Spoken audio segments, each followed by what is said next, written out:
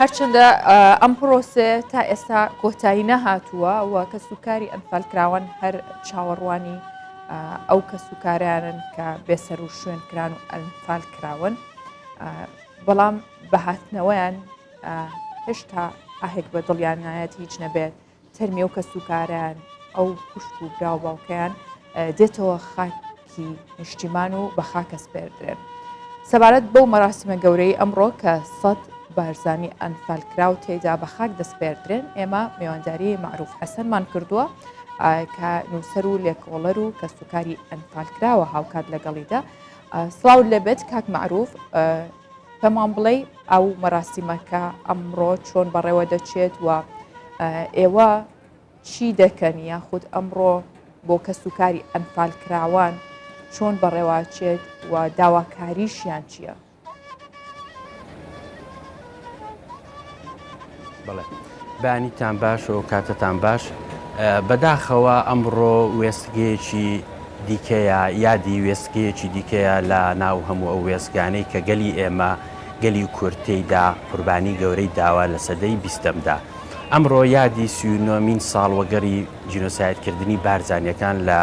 بەرەبەیانی سوێکی حوتی 1970 لەلایەن ڕژێمی پێشووی عێراقەوە ڕژێمی بەحسەکەینەوە. هەڵبەتە ئەوەی کە لێرە ڕوودەدات کە مای خۆشحاڵیە مەراسیمێکی زۆر شایستەیە و ئامادەسازیەکی زۆر باش کراوە لەو ڕووەوە و بەڕاستی لە ڕووی پرۆتۆکۆڵیەوە ئینسان کە ئەبینێ ملەتی کورد پاش ئەو هەموو قوربانیدان و ئەو هەموو دەربەدەرکردن و ئەو هەموو ئاوارەکردن و ئەو هەموو تێکشکاندنی شۆڕش و هەستانەوەیە خاوەنی ئەو دیسپلینەیە لە یادکردنەوەی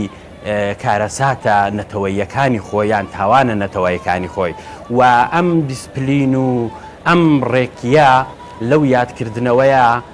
هاوکاتە لەگەڵ کردنەوەی یەک لە شاکارە تەلارسازیەکان کە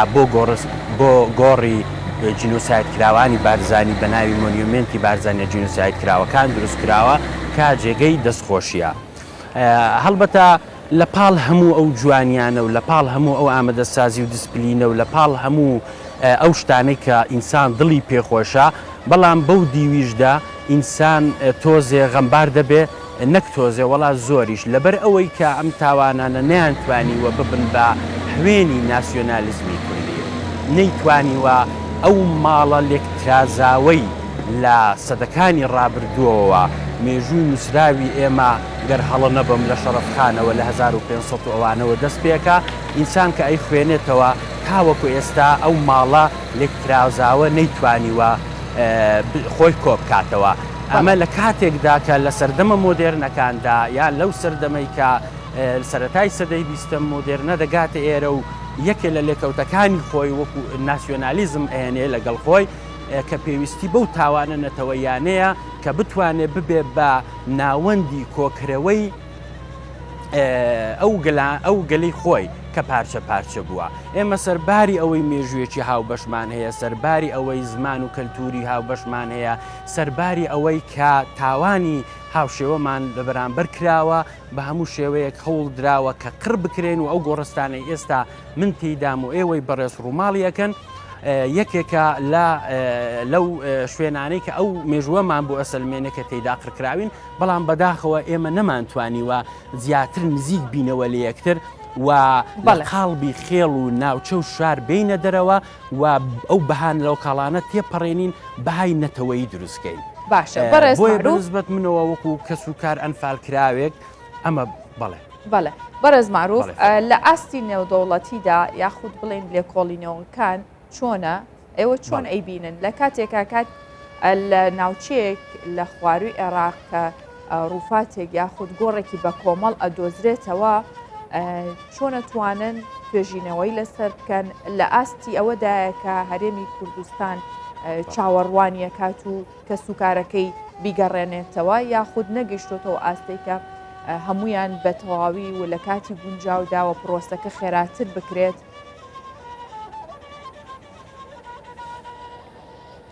بەڵێ خاتونی هێژە ئەوەی لەوەی کە پێشەوەی بێن بۆ لای من لەو راپۆرتەتاندا ئەوەی سەرنج ڕاکێش بۆ ئەو بۆ خانمێک باسیەوەی کرد ئەوت حکوومەتی هەرێم توانای گەڕانی بە دوای ئەم گۆڕانەدا هێندە سنووردارە تەنانەت بە یەک نوێنەر بەشدارە بێ یعنی تۆ بێنە بەرچاوی خۆ سەرباری ئەوەی ئەو تاوانانە لە دش کراوە کە تاوانی نەتەوەین کە تاوانی دژی مرۆڤایەتین بەڵام تۆ ناتوانانی دەستت کراوە نییە لە گەڕان بە دوای ئەو هێزک و پرووسکانی ئەو قوربانیانەشە لەبەر ئەوەی کە تۆ وڵاتت نییە و دەوڵەت نی و بە پێی یاسا کۆمەڵێ بربەستت هەیە من ئەو پرسیارەی جەنابەت بۆ وەڵامەکەی ئەچمەوە سەر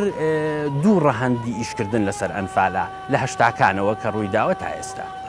لە هەڵبەتە ئەو پەیوەندی بە جینۆساید ناساندن و لە ئاستی نێودەوڵەتیدا ئەم گۆڕە هەڵدراوانە چەند کاریگەریانە بێت ئەلبەتە ئێمە دوو ئاستی ئیشکردنمان تاوەکو ئێستا هەیە لە کۆمەڵگای خۆمانە ئاستێکیان ئەوەیە یان ڕەهەندێکیان ئەوەیە ویستویەتی لە ڕێی ناسینی بەحسەوە ئەنفال بناسێ واتە هەوڵی داوە منزومەی فکری بەحس تیوریزە بکە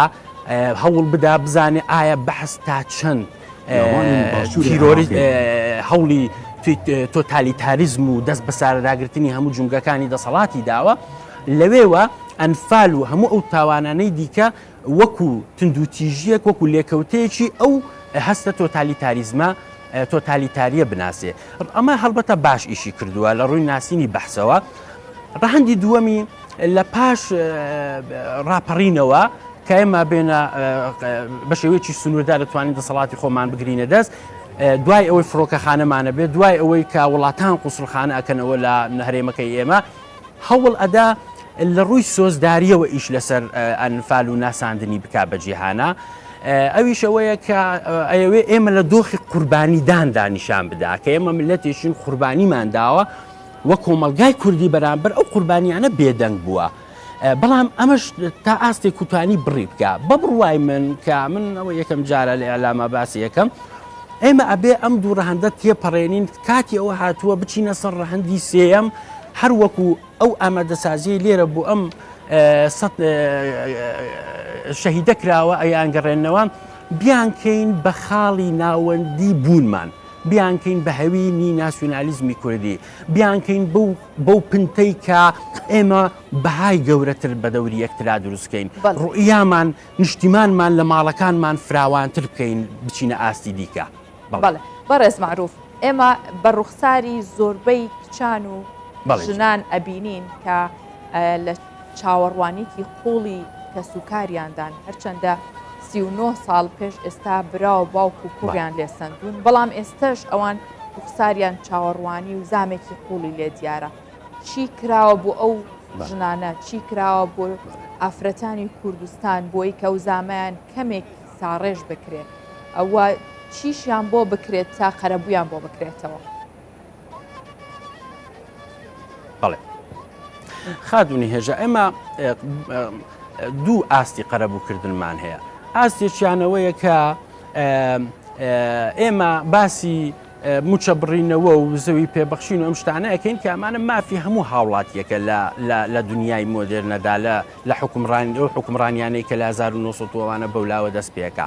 ئەمانە مافی هاوڵاتی بوونن هەموو هاوڵاتیەک مافی ئەوشتان هەیە ئاستێکی دیکەی قەرەبوومان هەیە کە ئاستی ڕەمزی قەرەبووکردنەوەیە ئەمەش